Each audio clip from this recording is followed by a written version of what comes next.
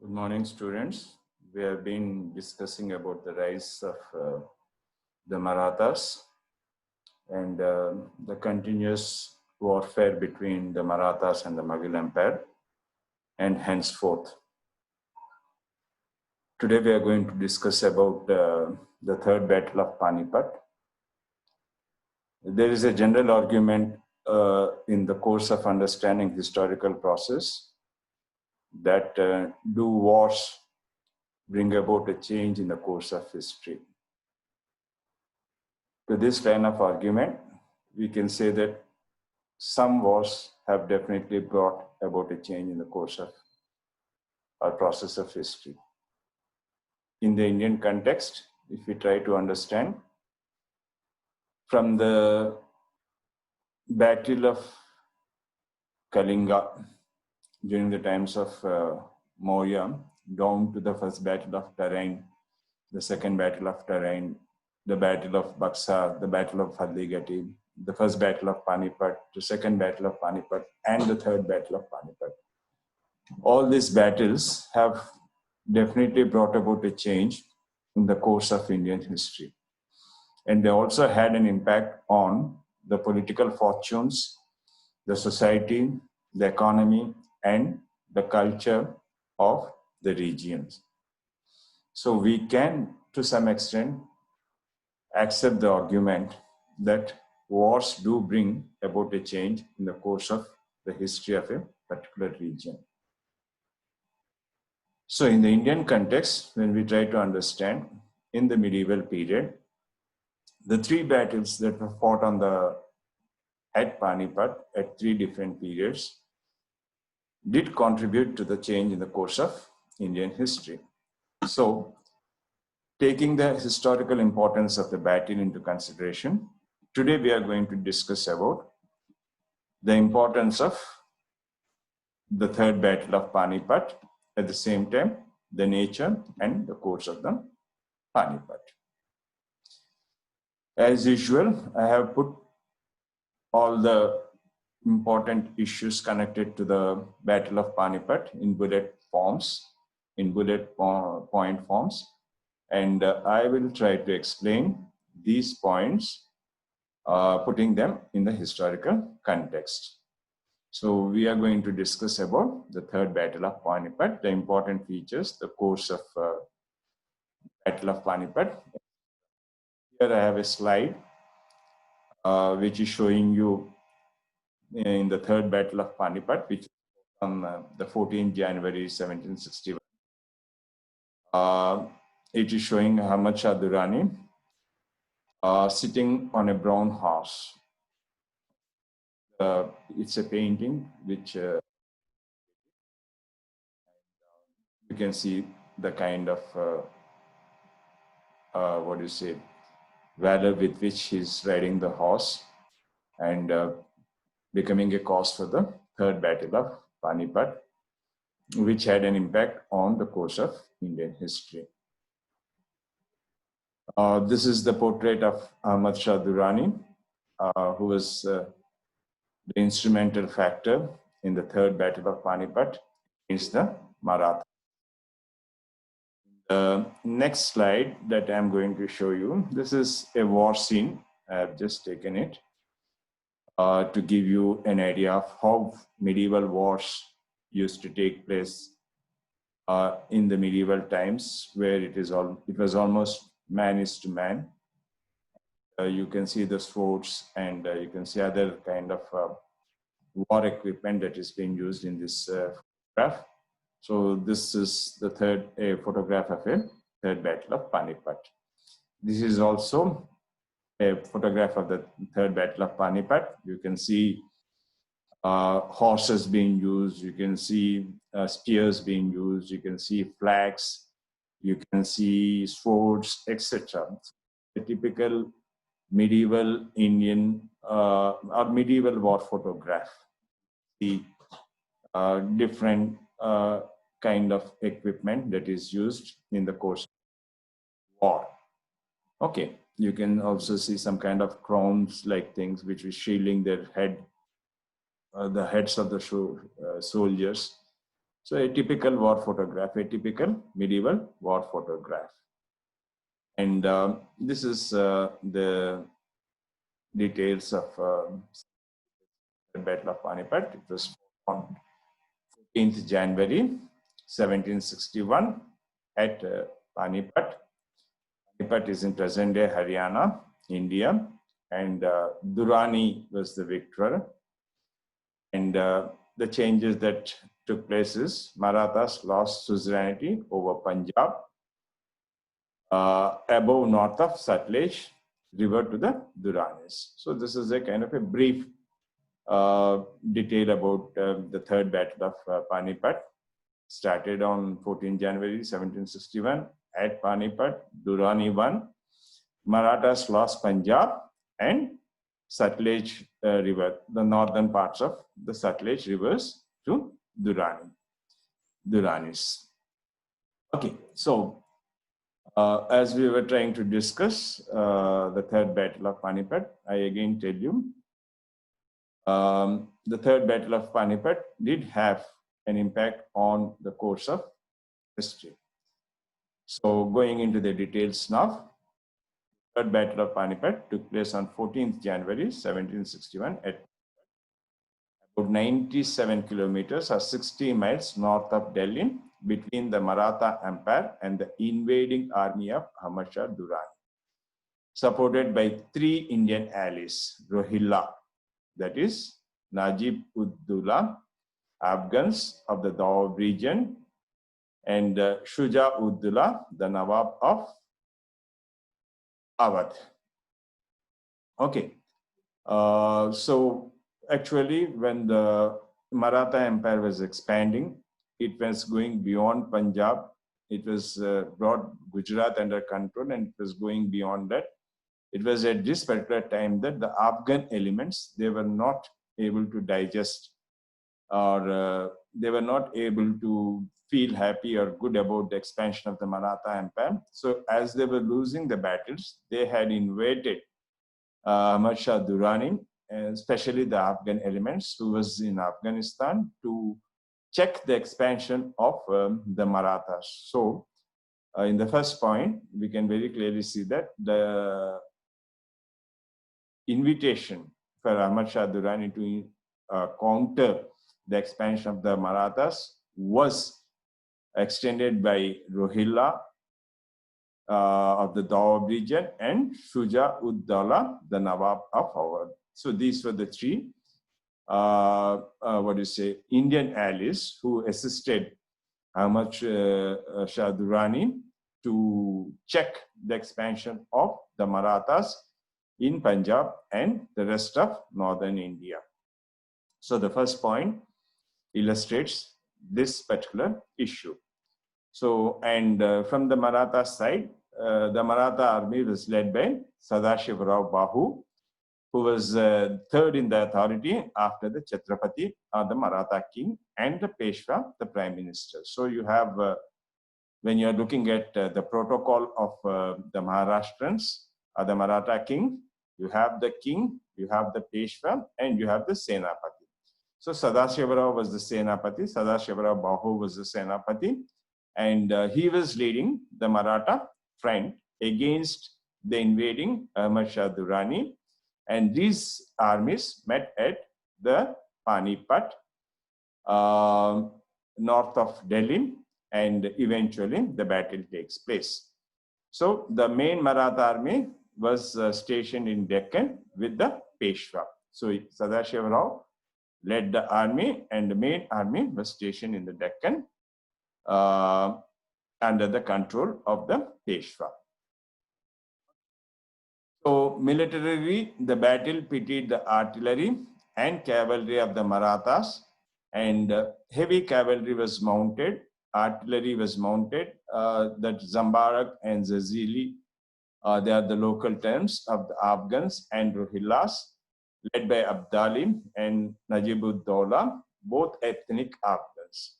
The battle is considered to be one of the largest and most eventful fought in the 18th century, and it has perhaps the largest number of fatalities in a single day reported in the classic formation between the two armies.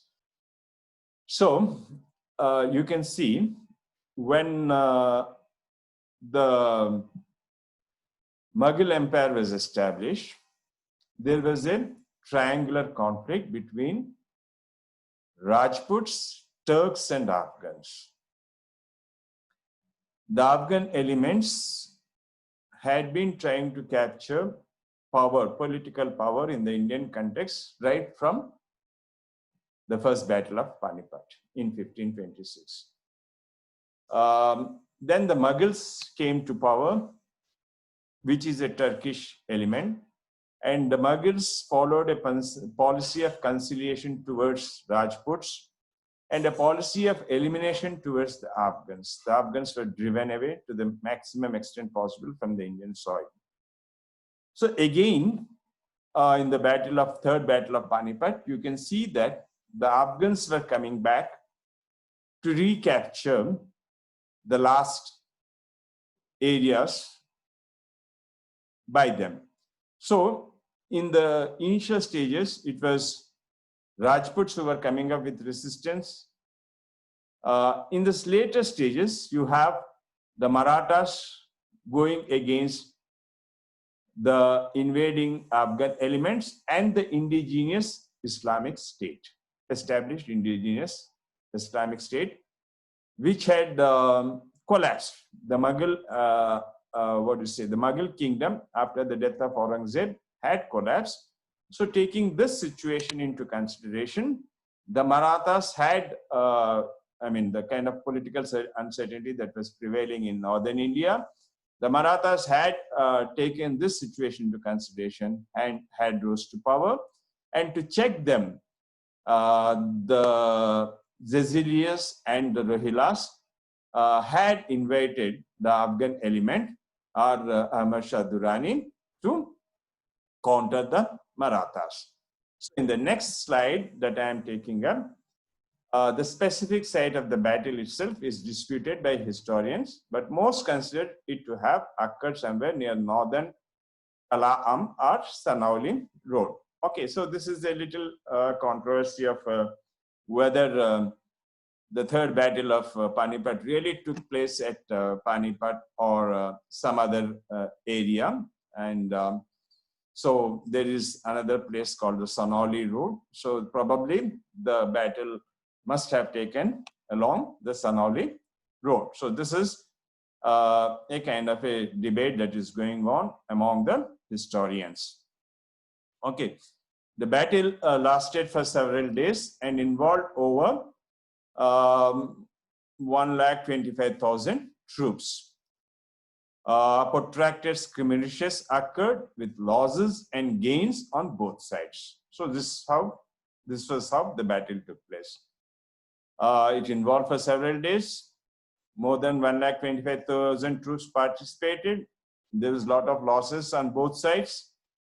And the forces that were led by Ahmad Shah Durrani came out victorious after destroying several Maratha flanks. Okay, so that has been the end result. Ahmad Shah Durrani eventually won after a repeated battle against the expanding Maratha forces, which started from the Maharashtra region and were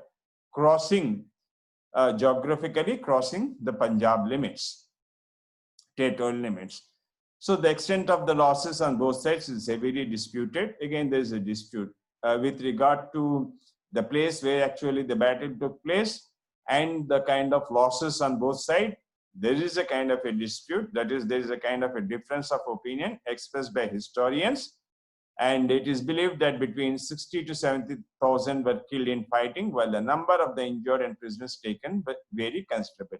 So this is all a kind of a variation that comes up when we are trying to write history or interpret history based on the numbers that were recorded then in the contemporary times.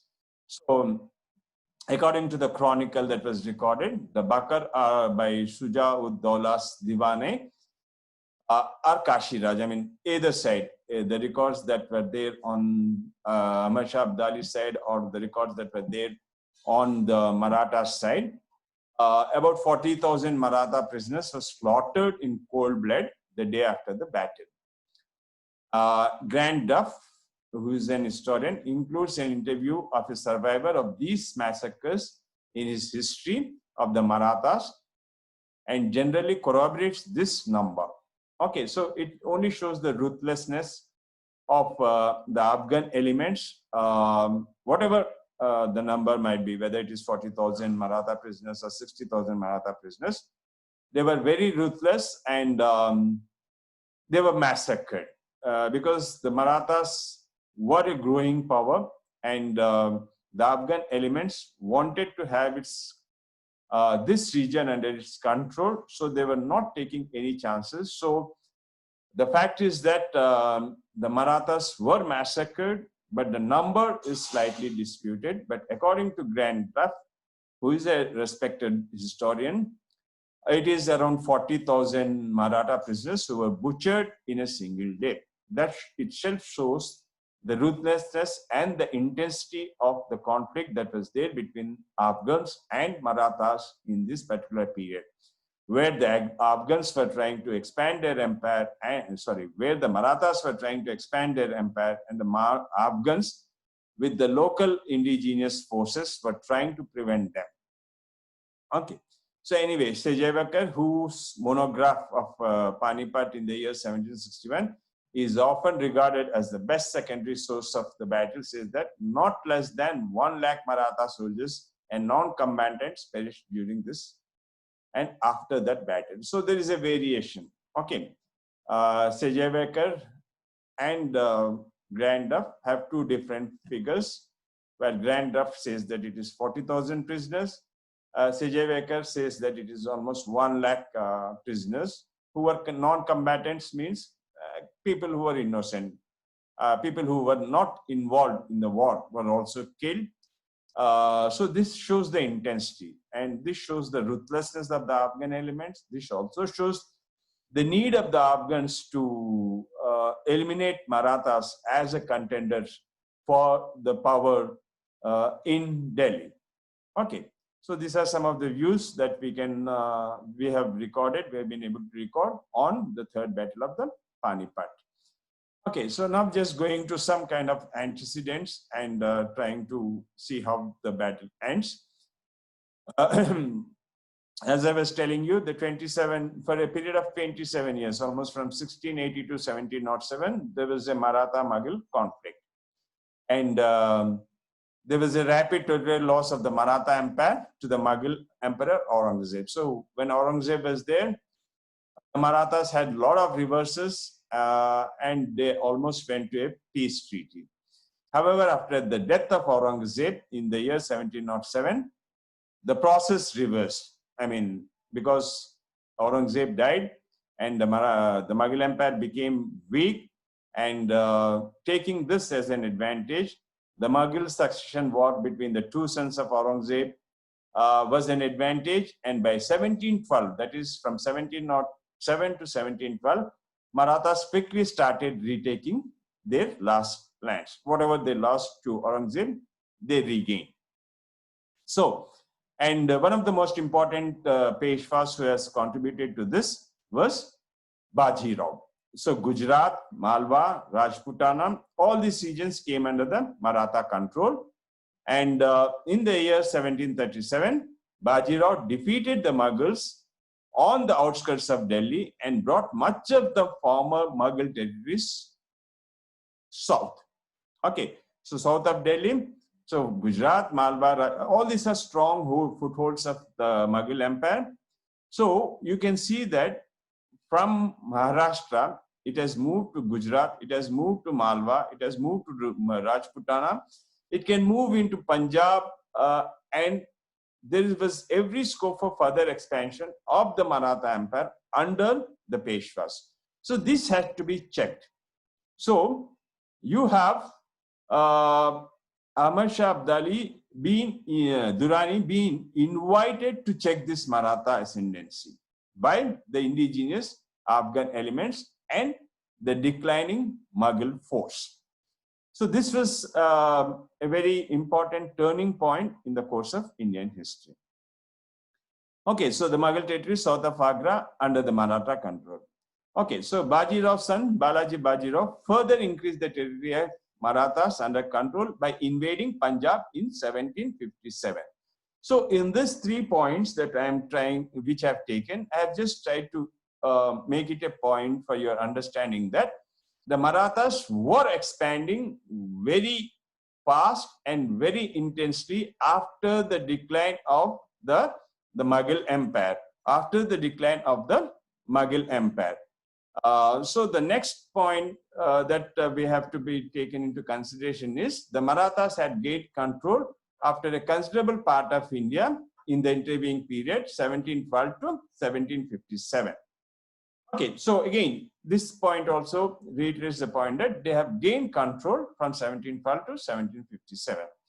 So in the year 1758, they nominally occupied Delhi, captured Lahore, and drove out Taimur Shah Durrani, the son of Victory and the viceroy of the Afghan ruler Ahmad Shah Abdali. So you can see this point. I'm just trying to give you an idea of what was the position of Marathas before Ahmad Shah Durrani and after Ahmad Shah Durrani, and the intensity with which the Marathas were trying to recapture the last territories. Okay, this was the high watermark of the Maratha expansion, where the boundaries of the empire extended north of Sindhu River all the way down to south of northern Kerala. So you have 3 phases in the Marathas in relation to Durrani and Ahmad Shah Abdali. One, when they were expanding up to Gujarat. Second, when they lose to Ahmad Shah Durrani. And in the third phase, they regain all the territories that they have lost. Okay, so this is where the importance of the Peshwas comes up. This territory was ruled through the Peshwa, who talked of placing his son Vishweshwar Rao on the Mughal throne. So you can see the ambition of the Marathas, and this was what was being checked by the invading Ahmad Shah Abdali or the Mughal descendants who were still in power in the Mughal region. Okay, in around Delhi. So you can see. Okay, so however, Delhi still remained under the control of the Mughals. Key Muslim intellectuals, including Shah Wahiullah and other Muslim clergies in India, were frightened of these developments. In description, they appealed to Ahmad Shah Abdali, the ruler of Afghanistan, to halt the threat. Okay, so this was the course of you have 3 phases. You have the first expansionist policy of the Marathas, and after the expansionist policy of the Marathas, you have major part of North India, that is the main territories of Gujarat, Punjab, Haryana, and most parts of Himachal, and UP coming under the control of the Marathas, and then eventually the Marathas lose, and again they regain. So the third battle of Panipat had a telling impact on not only the weakening. See, what was the historical importance is that if the invasion of Ahmad Shah Abdali was not there, the Maratha Empire would have established. They would have replaced the Mughals and established a Maratha confederation, which started from Maharashtra region and could have captured the entire of, eventually could have captured the entire of northern India. And after the Mughal Empire, the Marathas would have been successful in ruling the entire of the Indian subcontinent. So the third battle of Panipat is historically important because it was a battle which had a decisive impact on the political fortunes of the Marathas. We will continue from here in the next class, where we will discuss about the Maratha conflict in other aspects. Thank you.